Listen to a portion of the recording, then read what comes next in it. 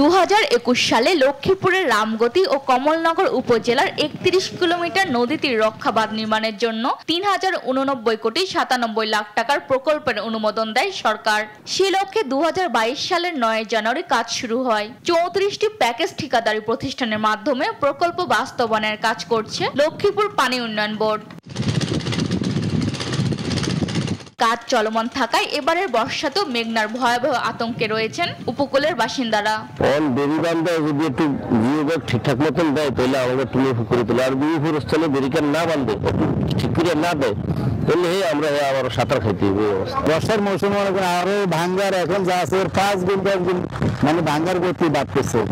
হুমকিতে রয়েছে কমলনগরের নাছিরগঞ্জ, নবীগঞ্জ, বাতির খাল সহ উপকূলের বেশ কিছু এলাকার বসতঘর, মাঝঘাট ও বাজার সহ বিস্তীর্ণ ফসলি জমি।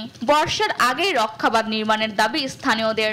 বাঁধের কাজ তো এরকম পুরো চলতেছে না, বাঁধের কাজ যদি গুরুত্বভাবে চলতো তাহলে নদী ভাঙতো না। এখন আমরা ভাঙার মুখে আসছি, এখন কাজ চলতেছে, কাজ ধীরে ধীরে চলতেছে। একটু দ্রুত কাজটা হলে তাহলে আমাদের দোকানটা রক্ষা হতো, এলাকার মানুষ মিলে রক্ষা হতো। আবার যে কাজ করে তারা খুব স্লোভাবে কাজ করতেছে, কিন্তু কাজ খুব দ্রুত না, বুঝিনি। তখন আমাদের বাধার লাগে নদী, আমাদের পরিস্থিতি অত্যন্ত খারাপ, বুঝিনি। চুক্তি অনুযায়ী চলতি বছরের সেপ্টেম্বর মাস শেষে তীর রক্ষাবাঁধ নির্মাণ কাজ শেষ করার কথা থাকলেও এখন পর্যন্ত বালু ভর্তি জিও ব্যাগ ডাম্পিং শেষ করতে পারেনি ঠিকাদার প্রতিষ্ঠান। পানি বেশি বাড়ার কারণে লাগে আমরা হলো বস্তায় কাজ চলমান করতে পারছি না। আবার বাকি 3 প্যাকেজের কাছে পানি কম করে লাগে, বাজে হলো কাজ আমরা কন্টিনিউ করতে পারছি না। এসব প্রতিবন্ধকতা লাগে, তার একটু আছে, আমরা চেষ্টা চালিয়ে যাচ্ছি। আপনার ইনশাআল্লাহ বর্ষার আগে মোটামুটি এলাকার ভাঙন প্রতিরোধ।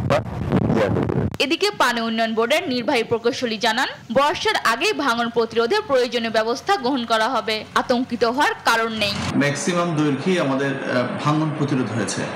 এখন দৃশ্যমান যে বাঁধ নির্মাণ সেটা অনেকগুলো প্যাকেজে আমাদের চলমান আছে। আর বর্ষার পূর্বে যেসব ভাঙন প্রবণ এলাকা আছে সেগুলো অবশ্যই আমরা প্রোটেক্ট করব এবং প্রয়োজনীয় ব্যবস্থা গ্রহণ করব।